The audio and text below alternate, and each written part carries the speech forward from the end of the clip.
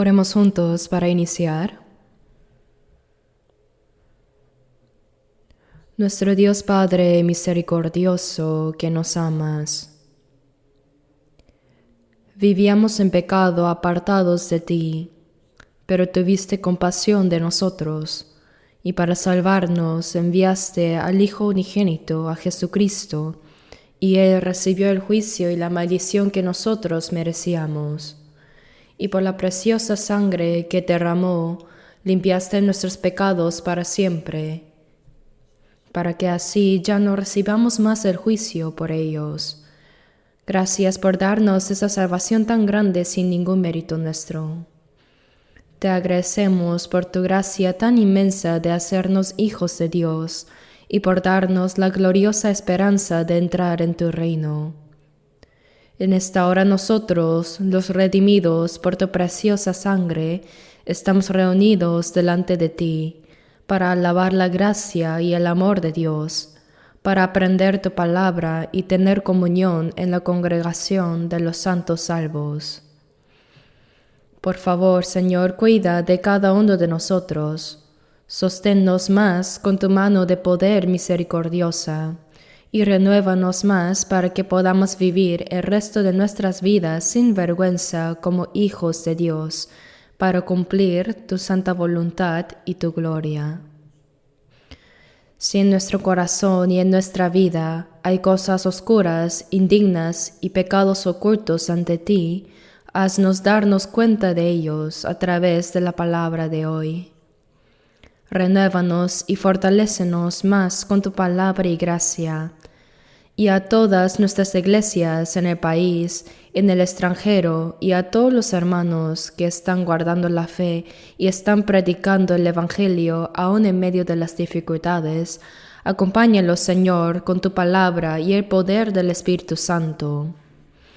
Este mundo se vuelve cada vez más turbulento y lleno de pecado.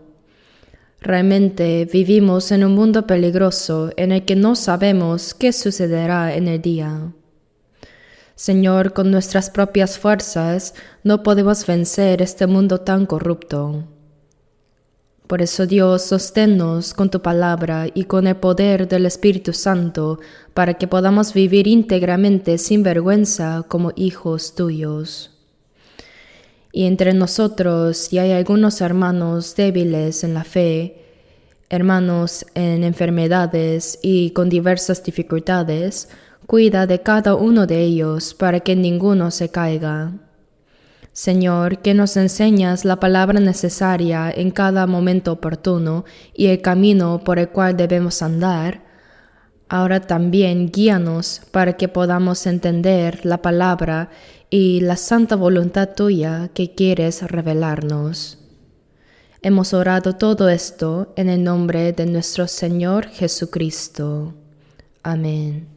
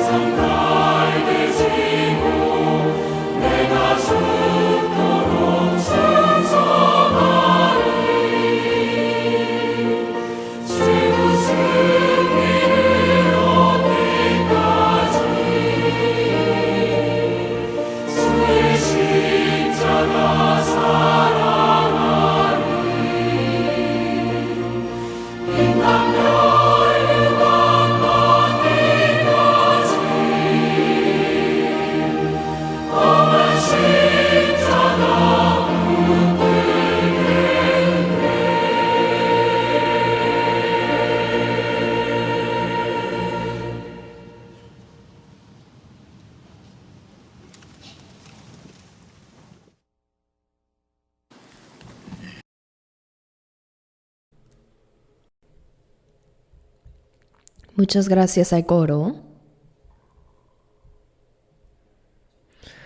Hermanos, cuando escuchan una alabanza, solo piensan si cantan bien o mal. No hay que escuchar solo así, sino pensar en su contenido. Las letras de nuestros himnos fueron escritas casi todas por cristianos renacidos. Son testimonios, oraciones y confesiones de su fe y de la vida cristiana que ellos experimentaron en su corazón y en su vida diaria. Escribieron esas palabras en forma de poesía y luego otra persona añadió la melodía y así se forma el himno.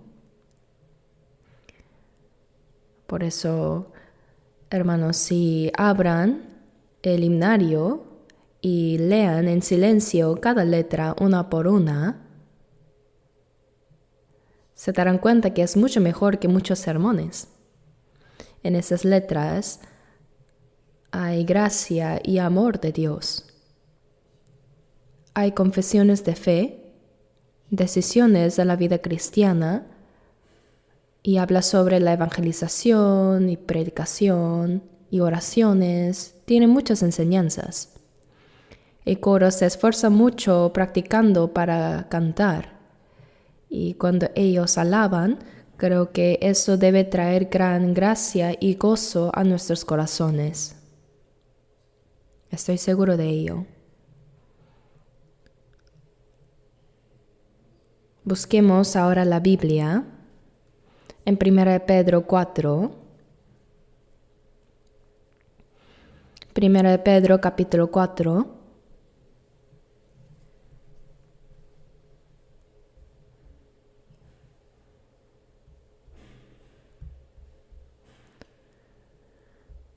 Primera de Pedro 4,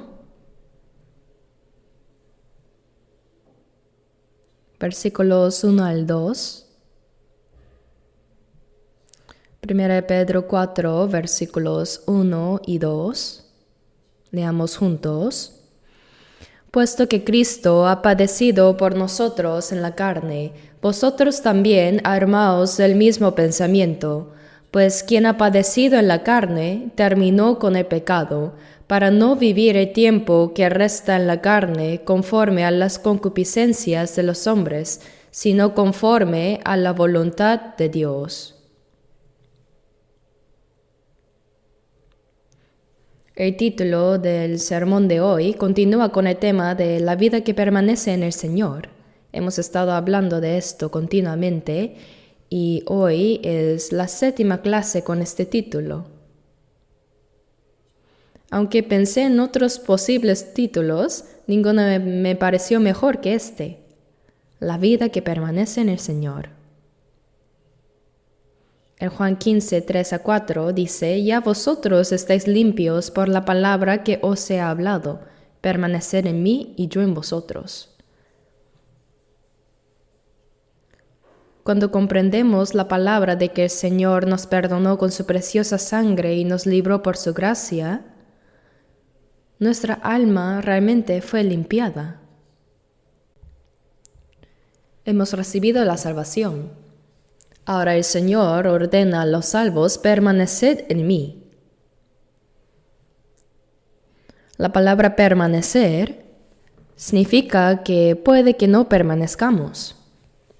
Cuando un niño nace, crece bajo el amor y el cuidado del padre, la madre y de toda la familia. A ese niño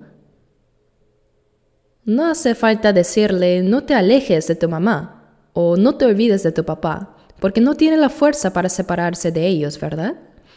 Pero el ser humano, aunque su alma haya sido salva, aún tiene un cuerpo.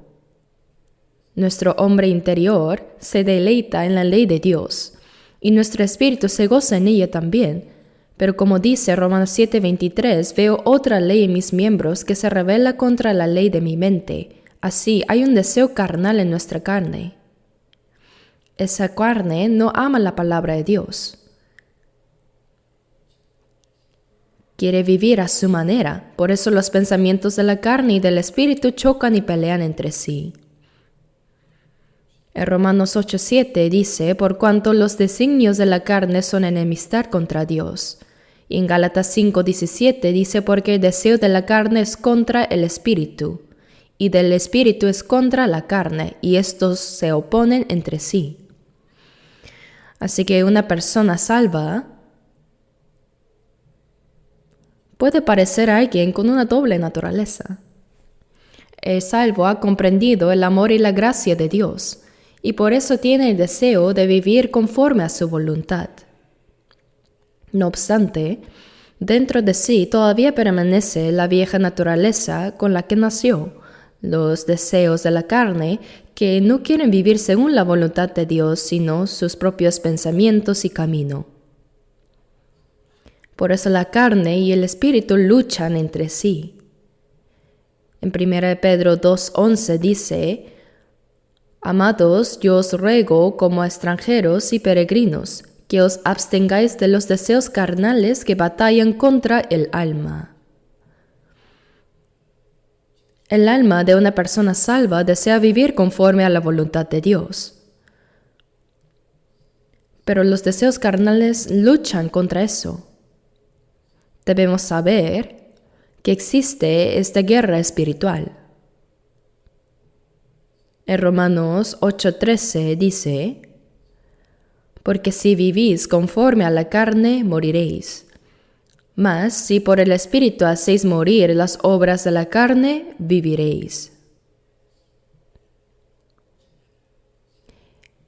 En Romanos capítulo 8 se explica esto muy detalladamente.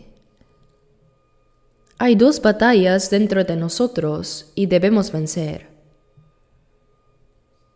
No debemos dejar que esa lucha dure demasiado. Rápidamente, con el poder del Espíritu Santo y con la palabra, debemos dominar la carne y vivir guiados por el Espíritu. Por eso en Efesios 5:18 dice, no os embriaguéis con vino, en lo cual hay disolución. Antes bien, sed llenos del Espíritu. Una persona ebria habla sin sentido y actúa sin control. No está en su sano juicio, se vuelve atrevida y pierde dominio propio. Por eso dice, no os embriaguéis con vino. Pero no solo se puede embriagar uno con vino. Hay personas que se embriagan con el dinero, con el deseo sexual, con el poder o con las cosas del mundo. Así se dejan llevar tanto por ellas que ya no están en su sano juicio. Así que la Biblia dice, sed llenos del Espíritu Santo. El salvo tiene el Espíritu Santo dentro de sí. Ha recibido al Espíritu Santo por la gracia de Dios, el perdón de sus pecados, la salvación, la vida eterna. Así, el Espíritu es el Espíritu del Señor. Él está en nosotros, aunque no lo comprendamos del todo. Mientras aprendemos la palabra, llega el momento en que entendemos, el Espíritu Santo está en mí. Un niño pequeño no sabe si dentro de su cuerpo tiene corazón, hígado y riñones, no sabe, pero sí los tiene. Luego, cuando crece y estudia el cuerpo humano, descubre que dentro de él están esos órganos. Asimismo, cuando somos salvos, al principio no comprendemos toda la gran gracia que Dios nos ha dado ni podemos discernirla completamente. Pero al aprender la Biblia, creemos que nuestros pecados fueron perdonados eternamente, que hemos nacido de nuevo y que hemos recibido la vida eterna. Hay personas que, aunque han sido salvas, no saben que ya tienen la vida eterna. En 1 de Juan 5:13 dice, estas cosas os he escrito para que sepáis que tenéis vida eterna. Y también descubrimos con asombro que el Espíritu Santo está en nosotros. Él mora en mí. En Juan 14:20 dice, en aquel día conoceréis que yo estoy en mi Padre y vosotros en mí y yo en vosotros. ¿Y qué día es eso? El día en que recibimos la salvación. El estar en Él significa unión. Por eso Juan 15:4 dice, permaneced en mí. Eso significa permanecer continuamente en el Señor. Eso quiere decir permanecer en su gracia, en su vida, en el poder del Espíritu Santo, en su palabra, bajo su dominio, su protección y su guía. Así, estar en el Señor abarca muchas cosas. Toda la vida de un cristiano puede llamarse como la vida que permanece en el Señor. La vida de los renacidos, la vida de los creyentes salvos, es una vida que permanece en el Señor. Y eso es lo que estamos aprendiendo ahora en diferentes aspectos a través de la palabra. Hoy continuamos con 1 Pedro 4:1, donde dice: puesto que Cristo ha padecido por nosotros en la carne, vosotros también armaos del mismo pensamiento. El Señor, para salvarnos, siendo el Santísimo e igual al Dios Creador que hizo los cielos y la tierra, tomó la forma humana. Jesús no simplemente fue un hombre, Él es igual a Dios. En Filipenses 2:6 dice: el cual siendo en forma de Dios, es decir, que tiene la misma naturaleza que Dios. Pero también dice, no estimó el ser igual a Dios como cosa que aferrarse, sino que se despojó a sí mismo tomando forma de siervo hecho semejante a los hombres. Jesús es Dios que se manifestó en forma humana. Y no solo vino como hombre, sino que no nació en un palacio ni en una casa rica. Más bien nació como hijo de un humilde carpintero. Cuando nació, no hubo lugar para él en la posada, así que nació en un establo y fue acostado en un pesebre. El pesebre es el comedero de los animales, el recipiente donde comen los caballos y el ganado. Sobre ese recipiente fue colocado el Señor Jesús recién nacido. Vivió 30 años como hijo de un pobre carpintero. ¿Quién podría haber dicho que él era el Hijo de Dios? ¿Quién podría haber imaginado que ese joven era el Dios creador? Nació como hombre, pero en condiciones muy humildes. Durante 30 años, Jesús vivió como cualquier persona, en un hogar, sirviendo a su padre José y a su madre María con respeto y obediencia. Y después, a los 30 años, dejó su casa e inició su ministerio público. Desde el momento en que fue bautizado por Juan el Bautista en el río Jordán, durante 3 años y medio, él vivió sin tener un lugar fijo donde quedarse. Jesús no tenía casa. En Mateo 8:20 dice: las zorras tienen guaridas y las aves del cielo nidos, mas el Hijo del Hombre no tiene dónde recostar su cabeza. En verdad no tenía un lugar donde habitar. Durante el día enseñaba la palabra de Dios a mucha gente en el templo de Jerusalén o en las plazas. Y cuando llegaba la noche, él se iba al monte de los olivos, que está un poco apartado de Jerusalén. Yo visité 3 veces Jerusalén y cada vez he visitado el monte de los olivos. Allá hay muchos árboles de olivo. Ahí descansaba Jesús con sus discípulos y compartía comunión con ellos.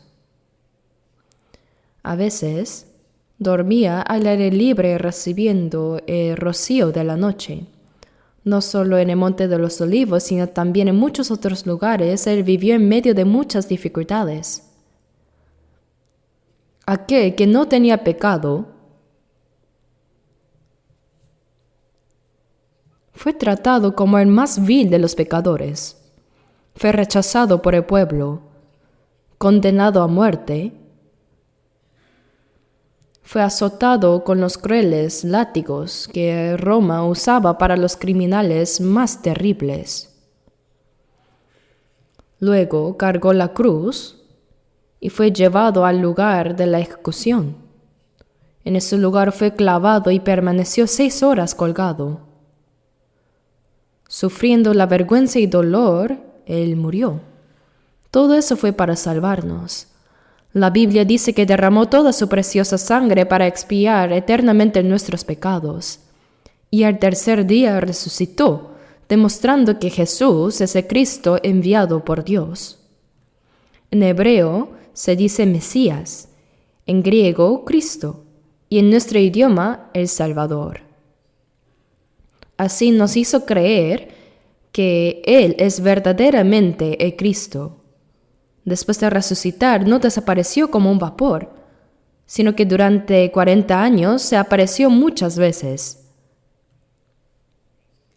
Tenía un cuerpo glorificado, capaz de aparecer y desaparecer, y durante esos 40 días se manifestó a sus discípulos, hablándoles y mostrándoles que Él era el Cristo. Finalmente, en el Monte de los Olivos, ascendió al cielo ante los ojos de muchos que lo estaban viendo. Y antes de ascender, les dijo que este evangelio sería predicado desde Jerusalén hasta lo último de la tierra. Y mientras subía entre las nubes, las personas permanecían mirando al cielo. Entonces aparecieron 2 ángeles y dijeron, según Hechos 1:11, «Varones Galileos, ¿por qué estáis mirando al cielo? Este mismo Jesús que ha sido tomado de vosotros al cielo, así vendrá como le habéis visto ir al cielo». Prometió que cuando el evangelio sea predicado por todo el mundo, Él volverá. La primera vez que Jesús vino fue para salvar a los pecadores, para morir, para pagar por nuestros pecados. Pero cuando venga por segunda vez, vendrá para juzgar a los incrédulos y para llevar a los salvos a su reino. Al Salvador despreció el mundo, mas se volverá otra vez con gran gloria y su gran majestad. Aquel Señor que fue despreciado por este mundo vendrá nuevamente con el sonido de las trompetas de los ejércitos celestiales, con poder y gloria. Vendrá como el juez, como el Señor de la gloria. Nosotros creemos en esta verdad. Creemos que Jesús es el Cristo que nos salvó, el que vino para redimirnos. Y cuando Él regrese, aparecerá como el Rey de Reyes y Señor de Gloria. Los salvos comprendemos la gracia de Dios y entendemos que haber recibido la salvación es algo verdaderamente asombroso. Dios envió a su Hijo unigénito al mundo y permitió que muriera en la cruz para salvarnos. Por esa gracia hemos sido salvos. Entonces, ¿cómo debe vivir una persona que ha sido salva? Si al recibir la salvación fuéramos llevados inmediatamente al cielo, todo sería sencillo, ¿verdad? Pero aún vivimos en esta tierra y mientras estamos aquí tenemos algo que hacer. Somos completamente diferentes del resto del mundo. Aunque por afuera somos iguales, ahora hemos recibido la vida eterna. Vivimos con la esperanza del cielo. Dios es nuestro Padre. Nuestro propósito de vida es distinto. Nuestra manera de vivir también es distinta. Por eso, tras ser salvos, la Biblia nos enseña detalladamente cómo debe vivir un cristiano.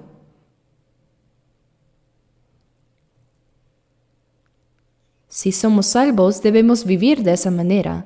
Creer en Jesús no es simplemente tener una religión más, como las otras religiones del mundo.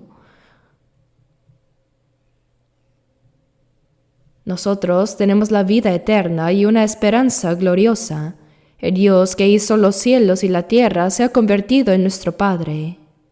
Antes de ser salvos, el Espíritu no moraba en nosotros, Pero el Espíritu Santo, el Espíritu de Dios, de Cristo, son lo mismo, como dice en Romanos 8. Ahora, en el pasaje que hemos leído, dice, puesto que Cristo ha padecido por nosotros en la carne. El Señor vino a este mundo y sufrió. Fue aborrecido y perseguido por los judíos. Aun siendo inocente, fue condenado a muerte. Fue azotado con terribles látigos y cargó la cruz. Fue arrastrado al lugar de la ejecución y crucificado. Durante 6 horas sufrió un dolor y una vergüenza indescriptibles. Jesús sufrió en la carne. Por eso dice, armaos también vosotros del mismo pensamiento. El Señor sufrió para salvarnos y nosotros debemos estar dispuestos a sufrir por Él. ¿Por qué por Él? Porque el cristiano tiene una tarea, seguir las huellas del Señor. En Filipenses 1:29 dice, porque a vosotros os es concedido a causa de Cristo, no solo que creáis en Él, sino también que padezcáis por Él. El Señor nos concedió su gracia no solo para que creamos y seamos salvos, sino también para que suframos por su causa. El creyente tiene sufrimientos como cristiano. Cuando tratamos de vivir conforme a la voluntad de Dios en este mundo malvado, el Señor dijo en Juan 15:19, si fuerais del mundo, el mundo amaría lo suyo, pero como no sois del mundo, antes yo os elegí del mundo, por eso el mundo os aborrece. No pertenecemos al mundo, por eso el mundo nos odia, porque no somos como Él. Nosotros predicamos el Evangelio del Señor, pero el mundo rechaza ese mensaje y se levanta contra nosotros. Por eso, como dice en 1 de Juan 5:19, sabemos que somos de Dios y el mundo entero está bajo el maligno. Toda esta sociedad pertenece al maligno, al diablo, pero nosotros pertenecemos a Dios. Y como el diablo se opone a Dios, también persigue a los hijos de Dios. Cuando tratamos de vivir conforme a la voluntad del Señor, la Biblia dice en 2 de Timoteo 3:12, y también todos los que quieren vivir piadosamente en Cristo Jesús padecerán persecución. Si deseamos vivir una vida piadosa o predicar el Evangelio, encontraremos mucha oposición y predicación. Cuando recién fui salvo, nuestra iglesia todavía no estaba establecida como ahora. Hoy puedo predicar con tranquilidad, pero al principio solo llevaba una Biblia en la mano y durante años no recuerdo dónde dormía ni qué comía. Pasé hambre muchas veces y lloré de verdad muchas veces. Sin embargo, mientras predicaba, las personas empezaban a recibir la salvación. Y eso causó mucho odio. ¿Quiénes me perseguían más? Los mismos cristianos. Martín Lutero, que era un sacerdote católico,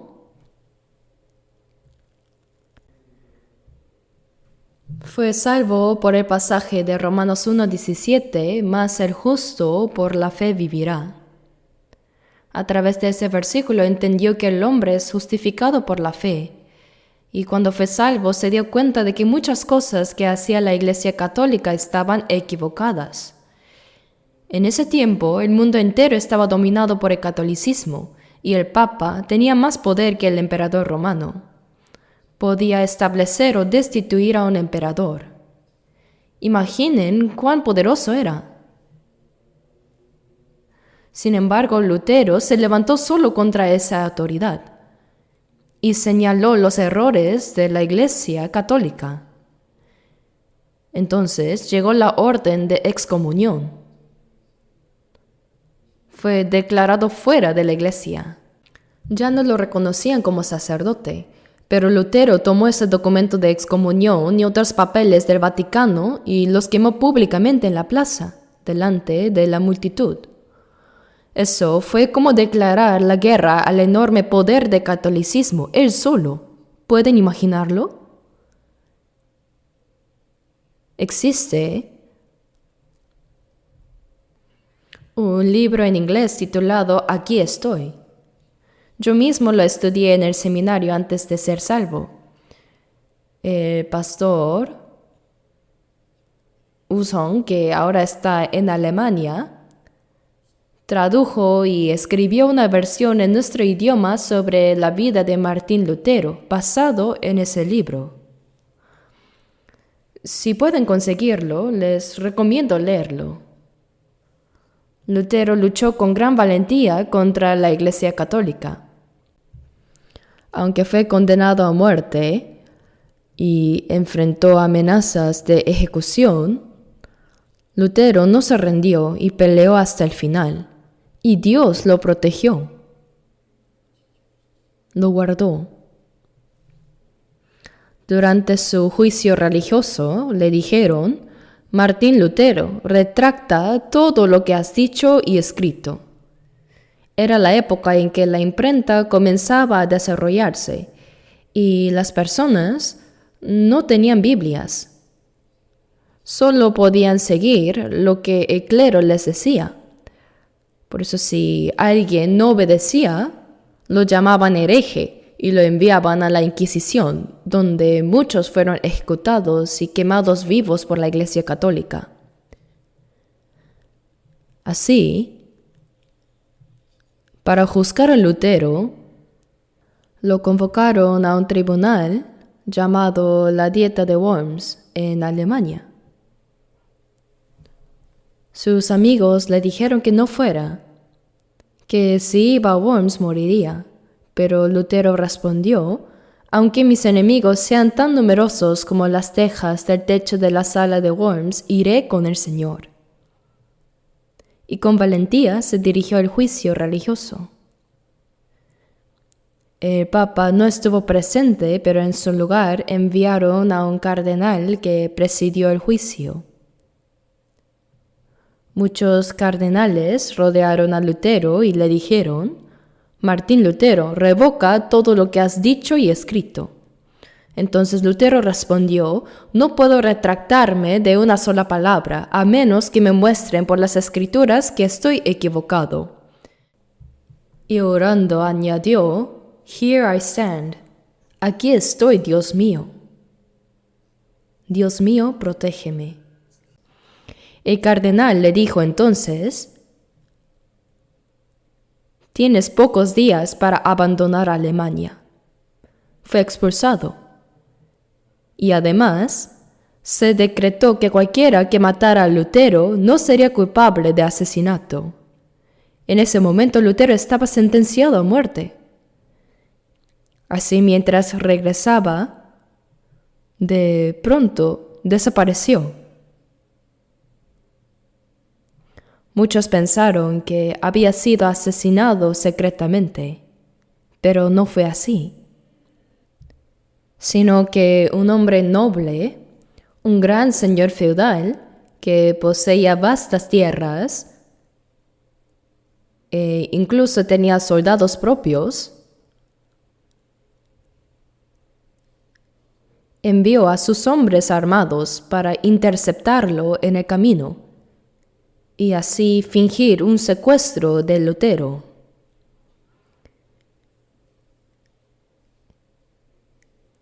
En realidad, él lo estaba protegiendo.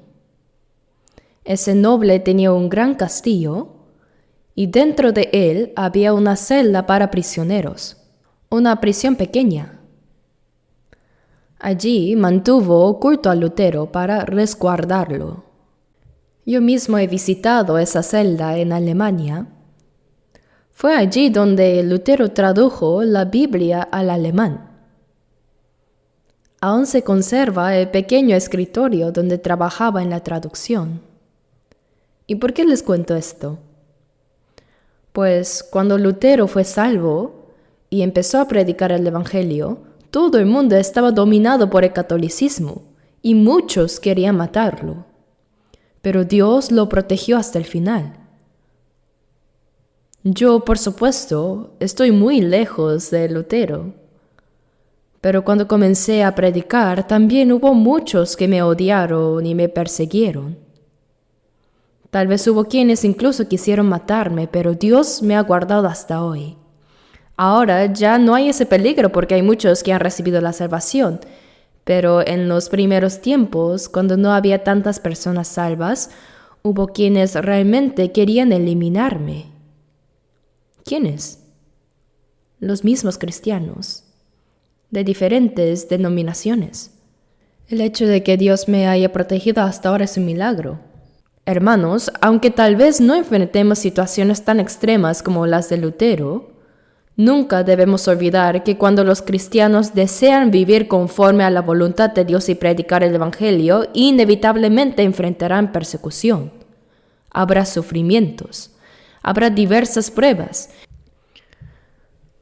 El Señor sufrió para salvarnos, pero nosotros debemos soportar sufrimientos para guardar nuestra fe, para vivir la vida cristiana y para predicar el Evangelio. Dios permite esas aflicciones. Dice la Biblia, puesto que Cristo ha padecido por nosotros en la carne. Sabemos bien qué clase de sufrimiento Él soportó. Vosotros también, armaos del mismo pensamiento, dice. ¿Qué significa tener el mismo pensamiento?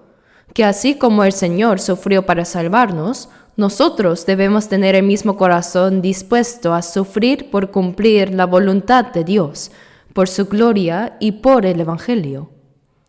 Debemos tener el mismo corazón. Dice, armaos del mismo pensamiento. La expresión armadura se refiere a la coraza que los antiguos soldados usaban al salir a la batalla. Esa armadura servía para resistir las flechas del enemigo y hasta para detener los golpes de espada. Del mismo modo, cuando enfrentamos este mundo tan maligno, el corazón dispuesto a sufrir por el Señor se convierte en nuestra armadura. Si avanzamos confiando en el Señor, esa fe se vuelve nuestra defensa. Dice también porque el que ha padecido en la carne terminó con el pecado. ¿Qué quiere decir que el que ha padecido en la carne terminó con el pecado? Hermanos, después de ser salvos, para guardar nuestra fe y para vivir según la voluntad del Señor y para predicar el Evangelio, ¿realmente sienten que están soportando aflicciones? ¿De verdad soy una persona así? ¿Realmente tengo ese mismo pensamiento? Dice, armaos del mismo pensamiento, porque el que ha padecido en la carne, aquel que sufre las aflicciones en la carne, terminó con el pecado. Es decir, no puede pecar. Esa persona ni siquiera tiene tiempo para pecar. ¿Saben quiénes pecan? El que tiene tiempo. Pero cuando trabajamos para el Señor, cuando nos esforzamos, cuando oramos día y noche y predicamos el Evangelio, ¿en qué momento podríamos pecar? No hay tiempo para eso. Una bicicleta se mantiene en pie solo cuando sigue avanzando, pero si se detiene, cae. De la misma manera, el cristiano que permanece activo en la obra del Señor y avanza con fe no puede caer en el pecado. Los cristianos tenemos tantas cosas que hacer. Es difícil, hay aflicciones, hay persecuciones.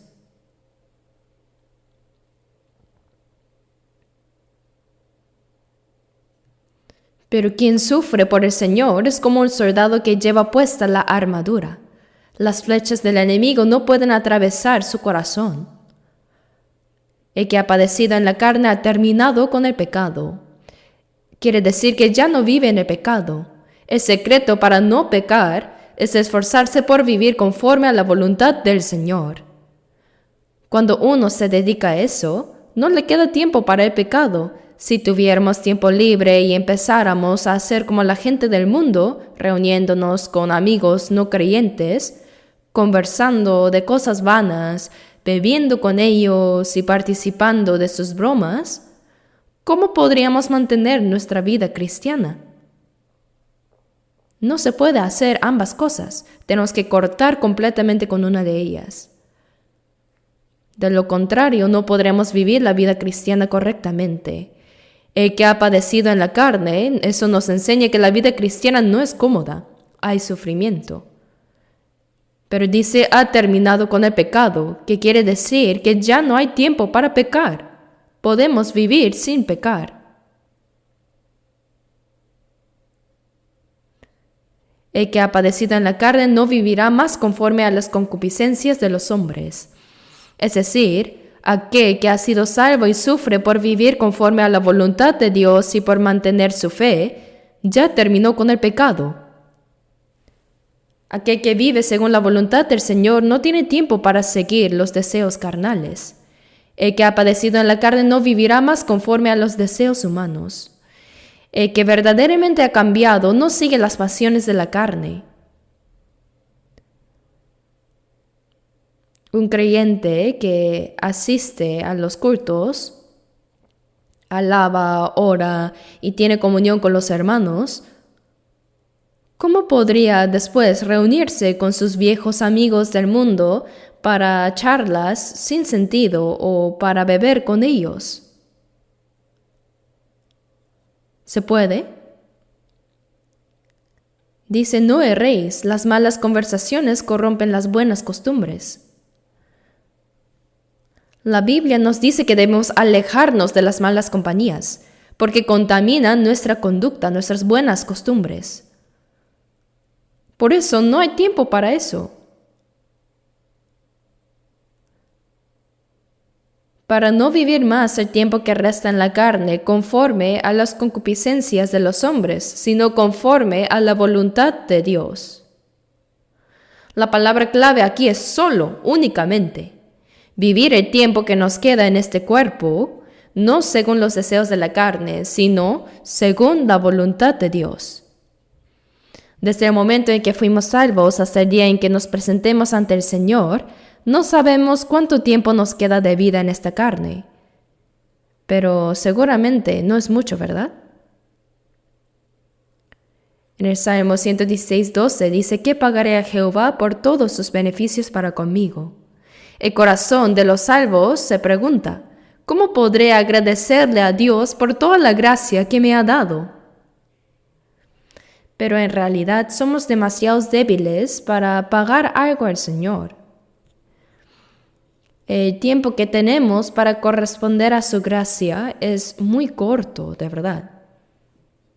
El Hijo unigénito de Dios murió en la cruz para salvar a un pecador como yo. Aunque muriera yo 100 veces por el Señor, no podría pagar su gracia. No podré hacerlo jamás. Pero si no puedo morir 100 veces, ¿no debería al menos vivir una vez para Él? ¿Qué piensan? Cuando escuchan algo así, algunos podrían pensar, eso lo escuchamos siempre. Sí, lo sabemos, pero ¿vivimos realmente para retribuir al Señor? ¿O solo están jugando con palabras? El Señor entregó su vida para salvarnos. Los apóstoles murieron para anunciarnos este evangelio, y nosotros, de la misma manera, si queremos vivir según la voluntad del Señor y predicar su evangelio, también debemos estar dispuestos a entregar nuestra vida. ¿Qué tiene eso de extraño? Es natural. Porque el que ha padecido en la carne terminó con el pecado. Quiere decir que el pecado quedó atrás, para no vivir más el tiempo que resta en la carne, conforme a las concupiscencias de los hombres. Desde entonces ya no hay tiempo para el pecado ni para seguir los deseos de la carne, sino conforme a la voluntad de Dios. El propósito es que vivamos el tiempo que nos queda en este cuerpo solamente según la voluntad de Dios, solo para Él. Hasta el día en que partamos a su presencia, el tiempo que nos queda es breve, por eso debemos vivir cada momento para el Señor y su voluntad. El tiempo que nos queda aquí no es mucho. Si vemos cómo está el mundo hoy, ¿qué vemos? Las cosas que la Biblia anunció para los últimos tiempos están ocurriendo ahora en nuestra generación. No es algo normal. ¿Podríamos imaginar un tiempo como este? Las potencias del mundo amenazan mutuamente con armas nucleares. Hoy o ayer leí en el periódico que Hamas, en la franja de Gaza, atacó a Israel primero.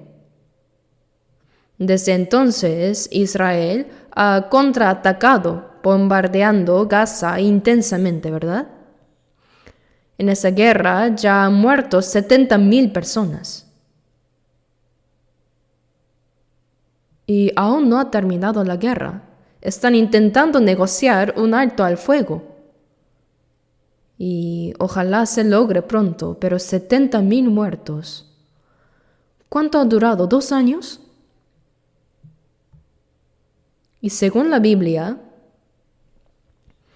cuando Rusia marche contra Israel, como está profetizado en Ezequiel capítulo 38, también intervendrá Estados Unidos y allí comenzará la última gran guerra. Esta será una guerra nuclear, no será para ver quién gana o pierde, será el juicio de Dios sobre el mundo. Y ya podemos ver claramente las señales de que eso se acerca. En lo político y en lo económico vendrán tiempos cada vez más caóticos. Y cuando la confusión llegue a su punto más alto, aparecerá repentinamente una persona, como una estrella fugaz, que parecerá traer soluciones a todos los problemas del mundo. Todos quedarán asombrados y dirán, este hombre traerá la paz al mundo y resolverá los conflictos globales. Ese hombre será el anticristo. El anticristo siempre aparece en tiempos de caos. Después de la Primera Guerra Mundial, cuando Alemania estaba sumida en un gran desorden político y económico, apareció Hitler como si fuera un salvador. Entonces todos creyeron que él traería la prosperidad y la paz, y el pueblo entero lo aclamó gritando Heil a Hitler. Pero por causa de ese hombre, Alemania fue destruida. Ahora los signos que vemos no son los de una sola nación, sino de un acontecimiento mundial.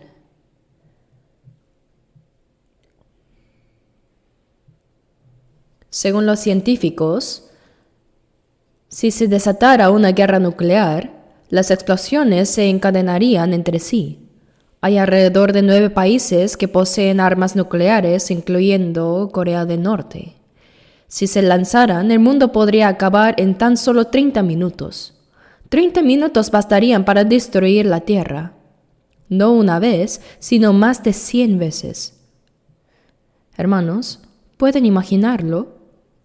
Muchos piensan, no, eso no pasará. Pero ese no pasará no durará mucho para que pase. Dios juzgará al mundo al final, y nada de eso puede suceder sin que Él lo permita. Vivimos sin duda en los últimos tiempos, y que hayamos recibido la salvación en estos días finales es algo verdaderamente asombroso. No es algo común, por eso debemos vivir como corresponde a los salvos. Dice, para vivir el tiempo que resta en la carne, no conforme a los deseos de los hombres, sino conforme a la voluntad de Dios. Después de haber sido salvos, el propósito de nuestra vida debe ser hacer la voluntad de Dios y vivir de una manera que le agrade. Veamos ahora Santiago 4. Santiago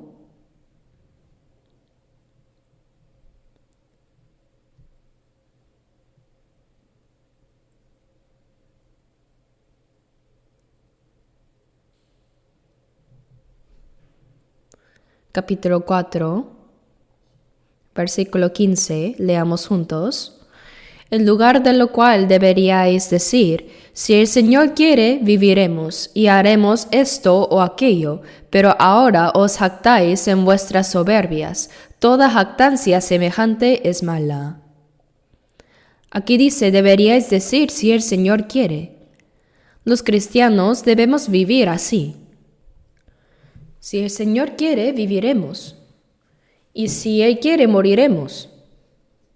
Si el Señor quiere, haremos esto o aquello. Y si no es su voluntad, aunque tengamos muchas ganas de hacerlo, debemos abstenernos.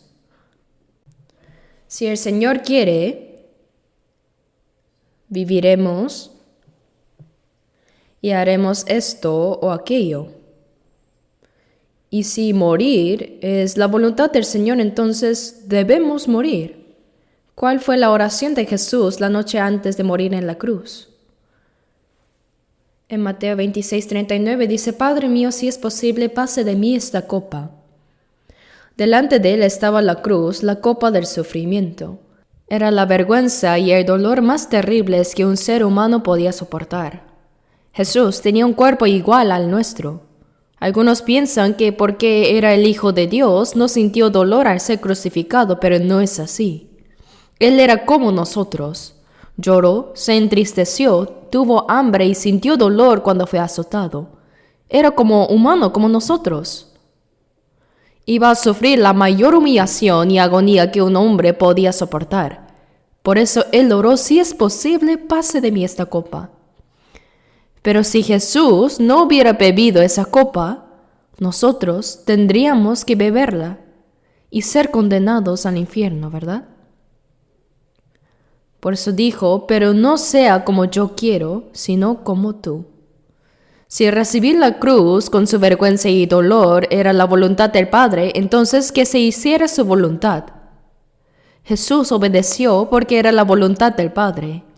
En Filipenses 2:8 dice, haciéndose obediente hasta la muerte y muerte de cruz. Jesús obedeció completamente la voluntad de Dios hasta morir. Así también, nosotros debemos vivir con ese mismo corazón y pensamiento. Si es la voluntad del Señor, viviremos o moriremos o haremos esto o aquello. Pero si no es su voluntad, debemos orar y detenernos. Debemos discernir bien cuál es la voluntad de Dios. La vida cristiana es algo solemne. Algunas personas viven a su manera toda la semana y cuando llega el domingo, se visten bien, cantan con fuerza, escuchan el sermón, dan una pequeña ofrenda y luego salen para seguir viviendo igual. ¿Creen que eso es vida cristiana? ¿Estar jugando con Dios? Cuando nos reunimos el domingo, oramos, alabamos y recibimos enseñanza. La palabra iglesia en chino se escribe con los caracteres que significan enseñar y reunirse. Nos reunimos para recibir la enseñanza. El primer propósito de congregarnos es aprender la palabra de Dios y para vivir conforme a ella, pues ¿de qué sirve escuchar el sermón como vernos un poco y luego olvidarlo? En Santiago 1:25 dice, no siendo oidor olvidadizo, sino hacedor de la obra. Si escuchamos pero no practicamos, estamos despreciando la palabra de Dios.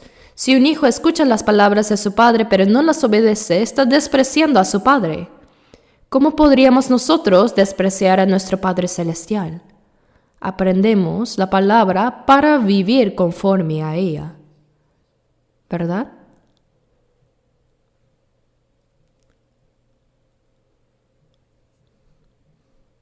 Veamos ahora Romanos 12. Romanos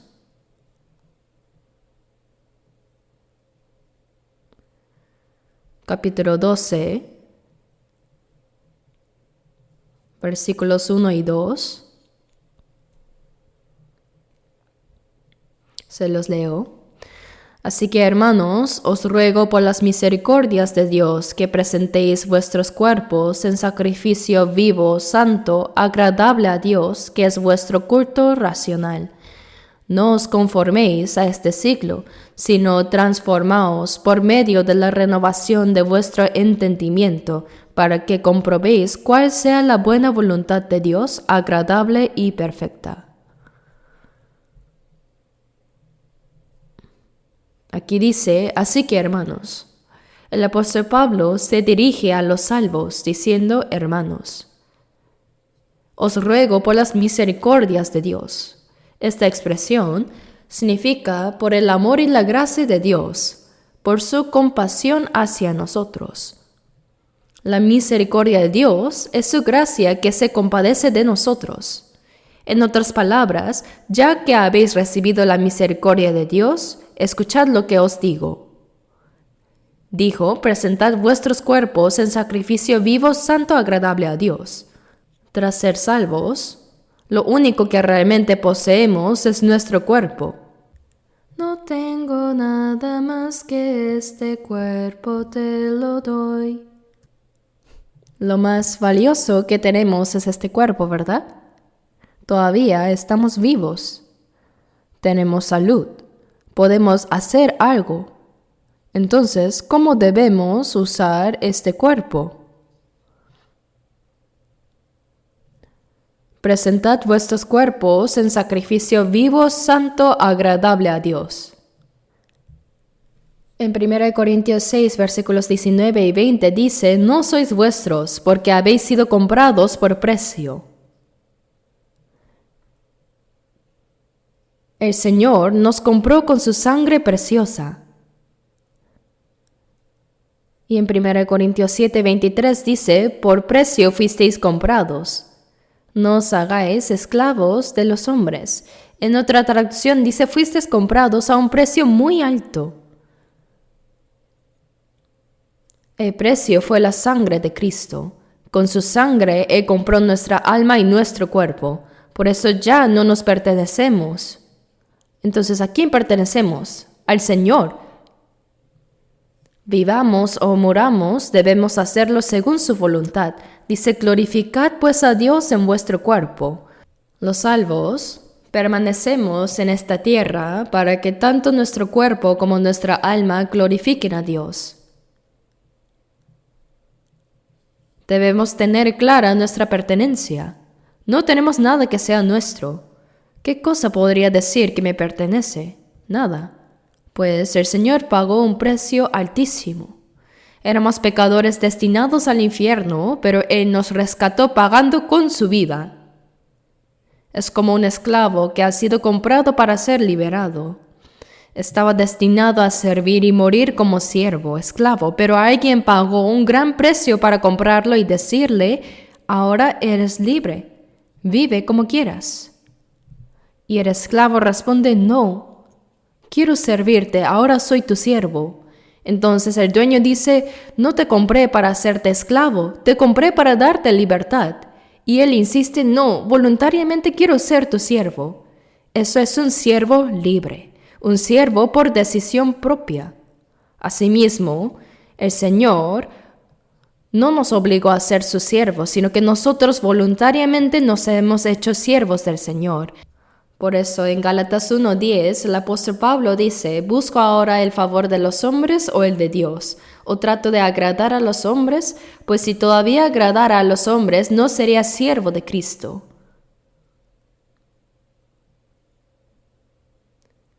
Pablo no buscaba agradarse a sí mismo ni a los demás, sino únicamente al Señor porque era siervo de Cristo. Por eso dice, presentad vuestros cuerpos en sacrificio vivo, santo, agradable a Dios. Se refiere a este cuerpo, a nuestra vida, un sacrificio vivo, santo, agradable a Dios. Es decir, una vida que agrade al Señor.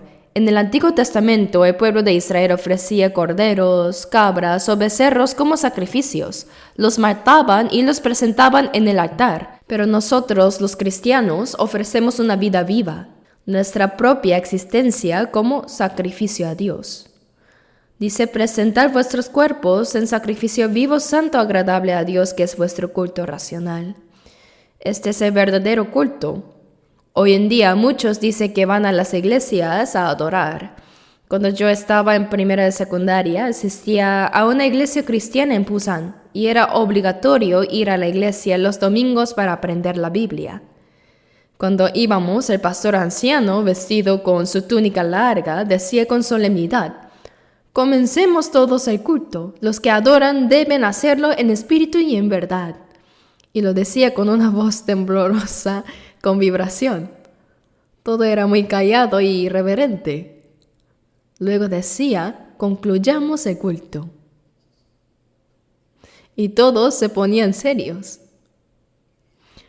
¿Pero eso es realmente adoración? ¿Dónde dice la Biblia que eso es la adoración? Más bien, es una costumbre que viene de las prácticas de idolatría. Algo hecho solo como un rito. La verdadera adoración no es eso. Dios es espíritu y los que le adoran en espíritu y en verdad es necesario que adoren, porque también el Padre tales adoradores busca que le adoren. Dios es espíritu, por eso ya sea que oremos con los ojos cerrados o abiertos, Dios no se fija en esas formas externas.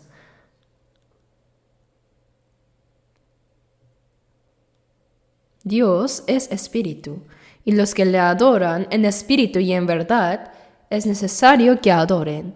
Aquí espíritu y verdad se refiere al Espíritu Santo y a la verdad de la palabra. Solo los salvos pueden adorar verdaderamente a Dios porque tienen al Espíritu Santo.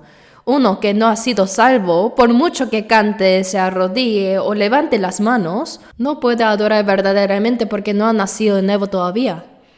El que ha sido salvo ha recibido el Espíritu Santo, y cuando vive guiado por el Espíritu y en la verdad, toda su vida se convierte en adoración a Dios. Vivir conforme a la voluntad de Dios es una ofrenda viva, el verdadero culto racional. Esa adoración no comienza con «vamos a iniciar el culto», ni termina con «el culto ha concluido». Nuestra vida entera debe ser un acto de adoración. Todo lo que decimos, lo que hacemos, lo que pensamos, si agrada a Dios, se convierte en un sacrificio vivo, en una adoración espiritual que a Él le complace. ¿De qué sirve mostrarse reverente durante el culto y luego, al salir, vivir a nuestro antojo? ¿Acaso Dios es una estatua que se puede honrar un momento y luego olvidar?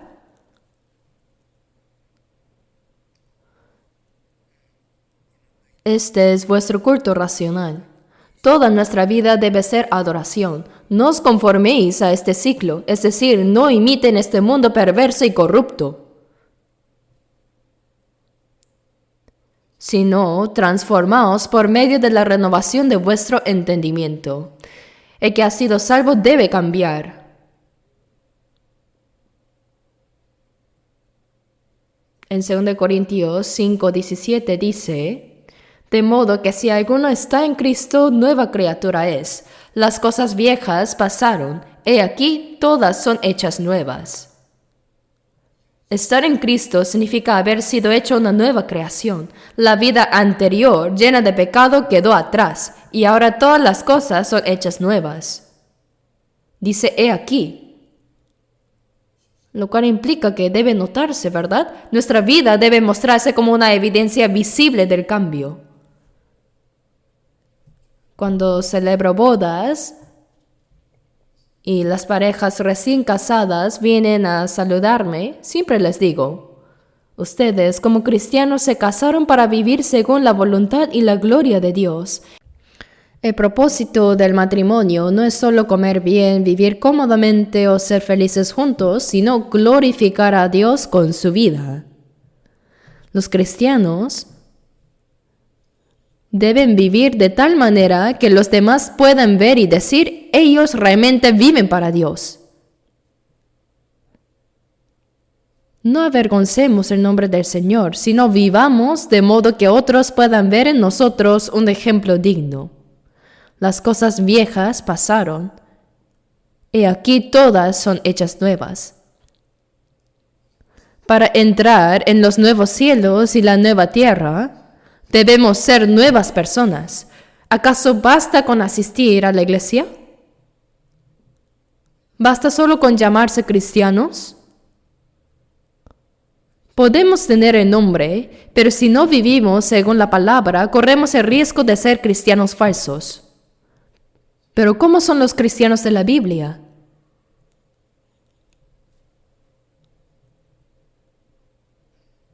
Por eso dice, transformaos por medio de la renovación de vuestro entendimiento.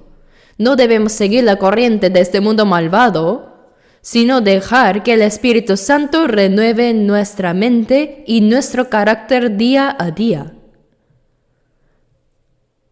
Cuando una persona salva sigue aprendiendo la palabra dentro de la iglesia, llega un momento en que se sorprende diciendo, oh, ¿cuándo cambié tanto? Uno mismo se sorprenderá.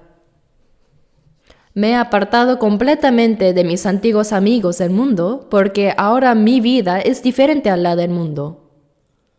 Transformaos por medio de la renovación de vuestro entendimiento para que comprobéis cuál sea la buena voluntad de Dios agradable y perfecta.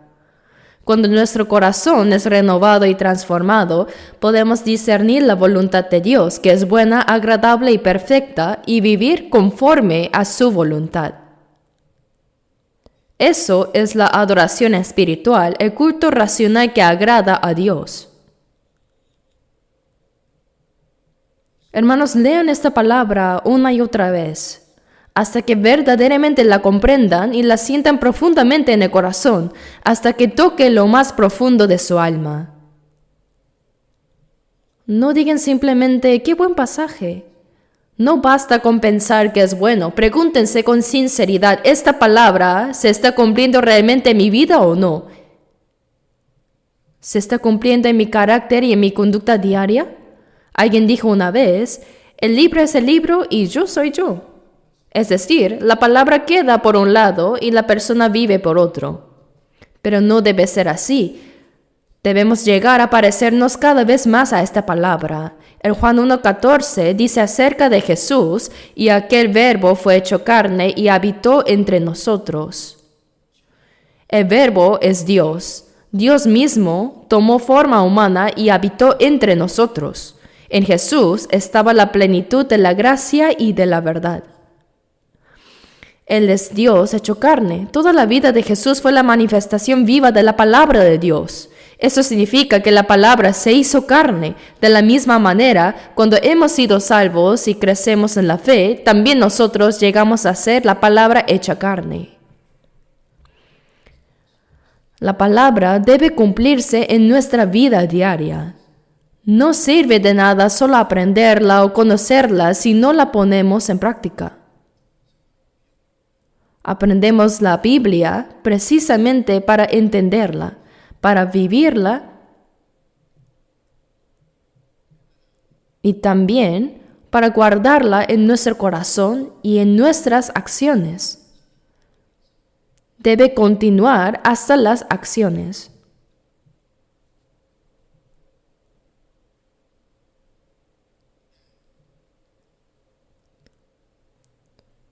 Busquemos 1 de Pedro 1. 1 de Pedro, capítulo 1.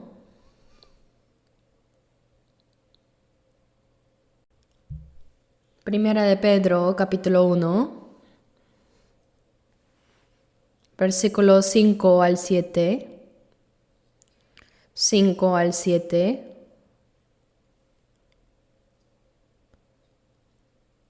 Capítulo 1, versículos 5 al 7.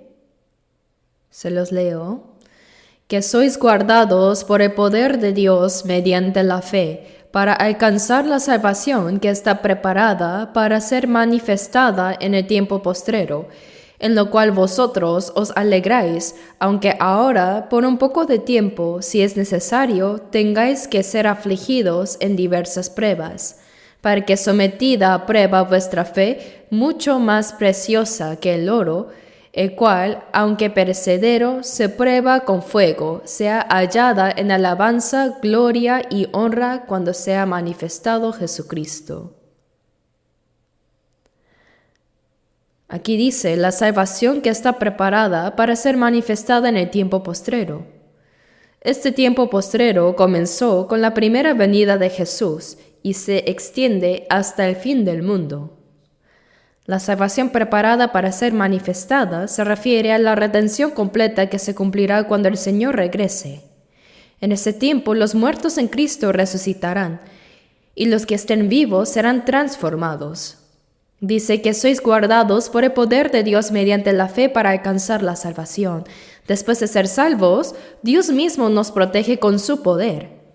¿Hasta cuándo? Hasta que recibamos esa salvación final cuando Cristo vuelva.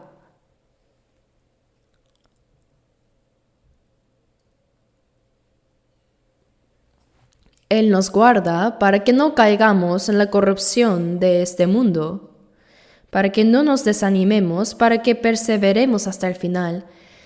Creo sinceramente que vivimos en la generación que verá la venida del Señor, como Enoc, que fue llevado sin ver muerte. Es evidente que el día del Señor está muy cerca. Como dice Marcos 13:29, cuando veáis que suceden estas cosas, conoced que está cerca a las puertas. Jesús anunció las señales antes de su regreso, y todas esas cosas están ocurriendo hoy. ¿Dónde ha habido una época como la nuestra? El Evangelio ya ha sido predicado por todo el mundo, como dice San Mateo 24:14, y será predicado este Evangelio del reino en todo el mundo para testimonio a todas las naciones, y entonces vendrá el fin. Todas las señales profetizadas para el fin se están cumpliendo, y los malvados siguen siendo más malvados. El pecado se multiplica mientras que los santos se santifican más. Y Apocalipsis 22 dice: el que es injusto sea injusto todavía, y el que es santo santifíquese todavía, porque el tiempo está cerca. Ya estamos en la recta final. Los que irán al cielo se están preparando como verdaderos hijos del cielo, y los que irán al infierno se están llenando de iniquidad. ¿De qué lado estás tú? ¿Acaso estás en medio indeciso? Dice que sois guardados por el poder de Dios mediante la fe para alcanzar la salvación. Los salvos somos guardados por el poder de Dios para recibir la salvación plena cuando venga el Señor. Dios nos protege con su poder para que no seamos contaminados por este mundo malvado, para que no nos desalentemos. Sin embargo, aunque somos guardados por su poder, dice: ahora por un poco de tiempo, si es necesario, tengáis que ser afligidos en diversas pruebas. Aún los que somos guardados por el Señor pasamos por pruebas. Dios las permite para fortalecernos, para purificarnos, para probar nuestra fe como el oro que es refinado con fuego. Dice: para que ahora por un poco de tiempo, si es necesario, tengáis que ser afligidos. Algunos enfrentan dificultades económicas, otros problemas físicos, familiares o pruebas en su vida cotidiana y en su vida cristiana. Hay muchas clases de pruebas. Por eso dice: por un poco de tiempo. Mientras vivimos en este cuerpo, es natural que ante las dificultades y el sufrimiento sintamos tristeza o preocupación. Pero la palabra dice: aún así os alegráis grandemente. ¿Por qué? Porque la prueba de vuestra fe es necesaria.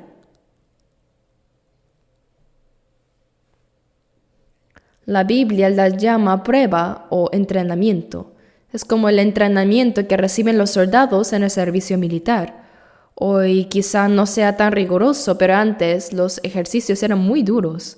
He visto campos de entrenamiento donde ponen alambres de púas a poca altura y los soldados tienen que arrastrarse por debajo mientras se disparan ametralladoras reales sobre ellos.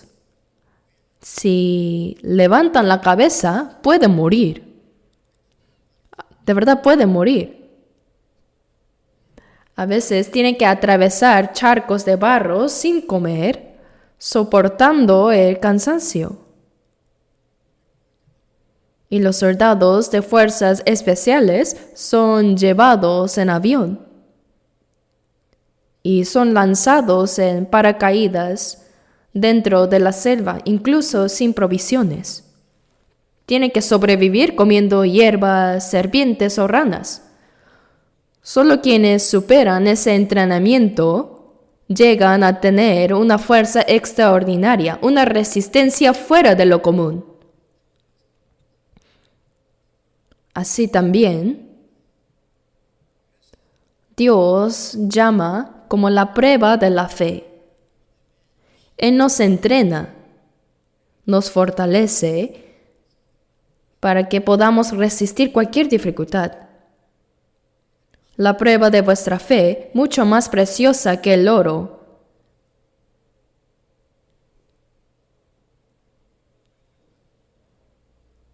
Cuando el oro se extrae de la mina, no es puro. Contiene muchas impurezas. Se derrite con fuego y con productos químicos. Y así las impurezas salen a la superficie.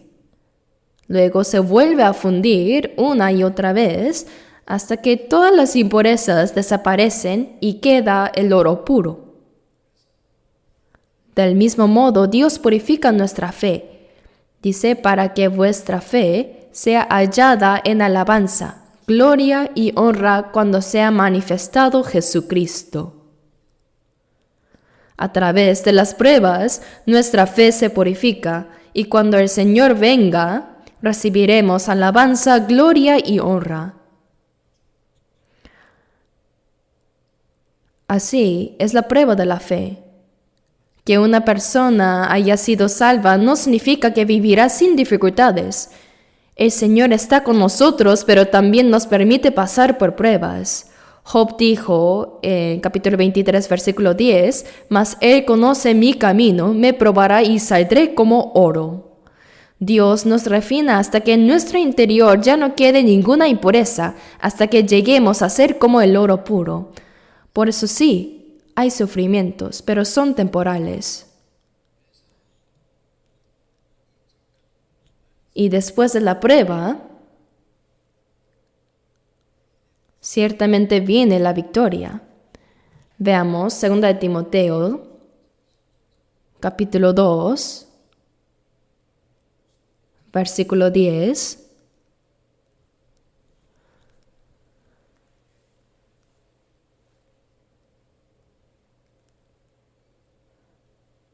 Segunda de Timoteo 2, versículo 10.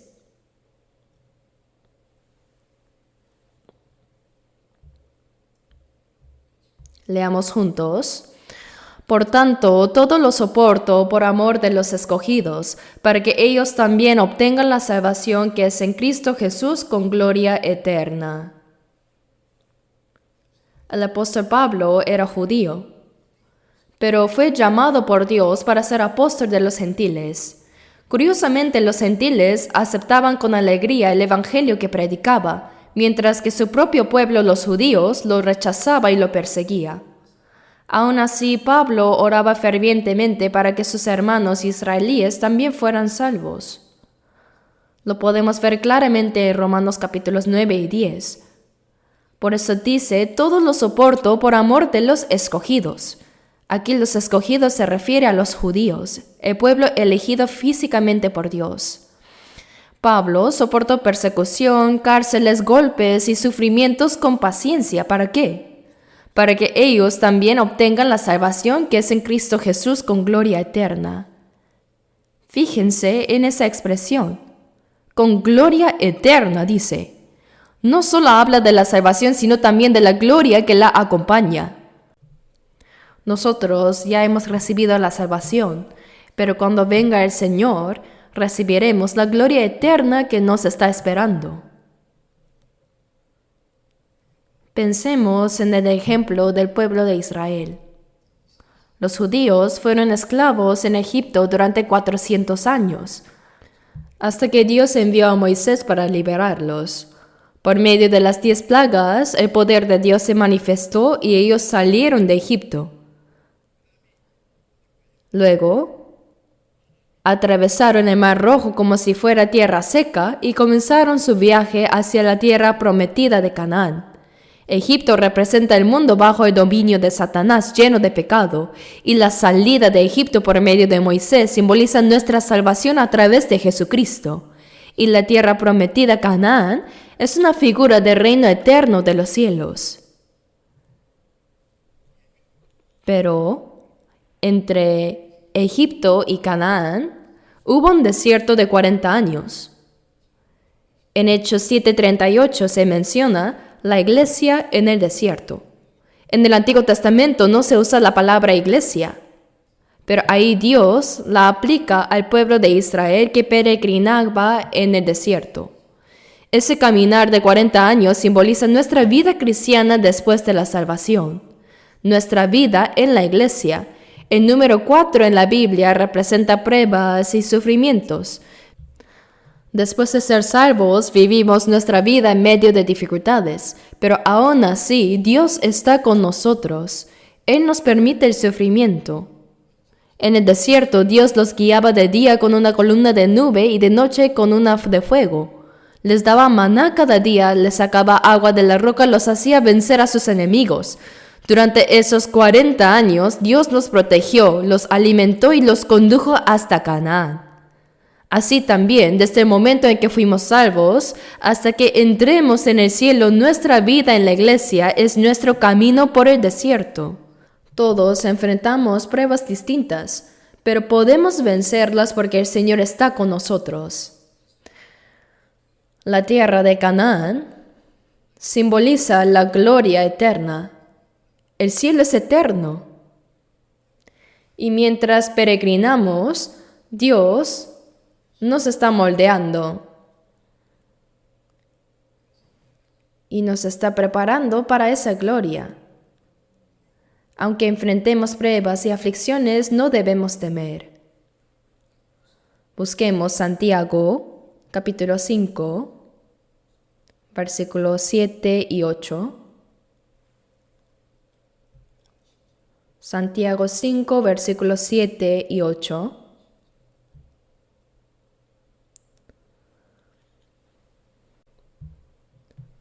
Leamos juntos.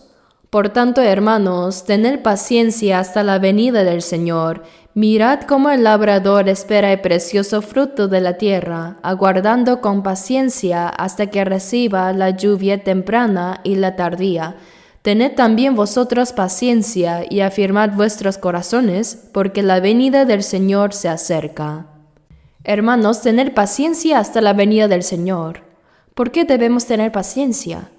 Pues hay muchas pruebas, dificultades y sufrimientos. Nos dice que seamos pacientes hasta su venida. Mirad cómo el labrador espera el precioso fruto de la tierra, aguardando con paciencia hasta que reciba la lluvia temprana y la tardía. Tened también vosotros paciencia y afirmad vuestros corazones, porque la venida del Señor se acerca. Esta es una palabra perfectamente adecuada para nuestros tiempos.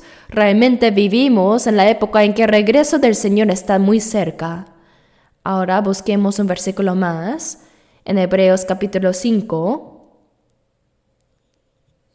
versículo 8. Hebreos 5, versículos 8 y 9. Y aunque era hijo, por lo que padeció aprendió la obediencia, y habiendo sido perfeccionado, vino a ser autor de eterna salvación para todos los que le obedecen. Aquí él se refiere a Jesucristo. Aunque era hijo, por lo que padeció aprendió la obediencia. Jesús es el Hijo de Dios, y aún así aprendió la obediencia a través del sufrimiento. Y dice, y habiendo sido perfeccionado. ¿Qué significa eso? Él fue perfeccionado como nuestro Salvador. En Hebreos 2:10 dice, porque convenía a aquel por cuya causa son todas las cosas, y por quien todas las cosas subsisten, que habiendo de llevar muchos hijos a la gloria, perfeccionase por aflicciones al autor de la salvación de ellos. Así, como un grano de trigo cae en tierra, muere y da mucho fruto, el Hijo unigénito murió para dar vida a muchos hijos de Dios. El Señor fue perfeccionado como Salvador a través del sufrimiento. Aquí también dice, aunque era hijo, por lo que padeció, aprendió la obediencia, y habiendo sido perfeccionado, vino a ser autor de eterna salvación. Por medio del sufrimiento, el Señor aprendió la obediencia. Nosotros también debemos aprender la obediencia a través del sufrimiento. Algunos hermanos son buenos, amables, talentosos, tienen muchas virtudes y dones, pero nunca han sido entrenados. No han pasado por disciplina espiritual. Hablan bien inglés, son muy amables, todo es bueno, pero no han sido entrenados. Es como si crecieron en un invernadero, en un ambiente demasiado cómodo. Por eso cuando enfrentan una pequeña dificultad no saben cómo reaccionar. ¿Qué ocurre entonces? No solo les resulta difícil llevar una vida cristiana firme, sino que tampoco son aptos para ser verdaderos obreros del Evangelio. Hermanos, Dios utiliza a las personas que han sido entrenadas, ¿lo sabían? En la vida cristiana, incluso el mismo Jesús fue perfeccionado aprendiendo la obediencia por medio del sufrimiento que padeció. Así también nosotros aprendemos a obedecer viviendo según la voluntad de Dios en medio del sufrimiento. Por eso nuestro carácter de fe se va perfeccionando cada vez más. Jesús aprendió la obediencia a través del sufrimiento también. Entonces, ¿cuánto más sufrimiento recibieron los apóstoles? ¿Dicen que no tienen sufrimiento en su vida cristiana? Sí lo hay. Pero el Señor está con nosotros y nos hace vencer ese sufrimiento. Él nos disciplina para que lleguemos a ser personas dignas de entrar en la gloria eterna. La gloria se alcanza a través del sufrimiento. ¿Me dejo entender? Por eso, después de ser salvos y hasta que entremos en el reino de Dios, hay muchos sufrimientos en nuestra vida dentro de la iglesia también, como el pueblo que caminó por el desierto. Personalmente y también como iglesia enfrentamos muchas pruebas y sufrimientos, pero el Señor está con nosotros, nos ayuda, nos disciplina y nos perfecciona, y nos hace personas dignas de entrar en esa gloria. Por eso, debemos creer que el Señor está con nosotros y que a través del sufrimiento nuestra fe se perfecciona cada vez más. Además, no debemos ser hijos de Dios solo de palabra, ni cristianos solo de nombre, sino vivir verdaderamente como hijos de Dios, como hombres y mujeres nuevos por Cristo.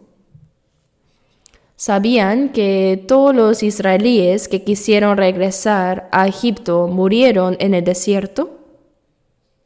Ellos estaban en el desierto, pero decían que querían volver a Egipto, que allá estaban mejor. ¿Qué pasó con ellos? Murieron todos en el desierto durante 40 años. Y solo los que nacieron de nuevo entraron en la tierra prometida. ¿Qué quiere decir eso? Significa que solo los que han nacido de nuevo, los que realmente se han convertido en nuevas criaturas y obedecen la palabra de Dios, serán los que entren en el cielo. Solo ellos entrarán al cielo. No debemos quedarnos rezagados en el camino. Oremos juntos. Nuestro Dios Padre misericordioso, tuviste piedad y amor de nosotros aun cuando nos habíamos apartado de ti en pecado. El Señor recibió en nuestro lugar el juicio y la maldición que nosotros debíamos recibir, y sin ningún mérito nuestro nos salvaste. Te agradecemos por esa inmensa gracia. Ahora nosotros, los salvos, te damos las gracias porque creemos que siempre nos guardas, proteges, guías y gobiernas. Hasta que entremos en el cielo, tú mismo nos guiarás y guardarás para que ninguno de nosotros caiga. Señor, sabemos que estamos muy cerca de tu venida. Queremos ser diferenciados santamente para dar la gloria a nuestro Dios Padre y hacer las obras que debidamente debemos realizar. Todo esto hemos orado en el nombre de nuestro Señor y Salvador Jesús. Amén.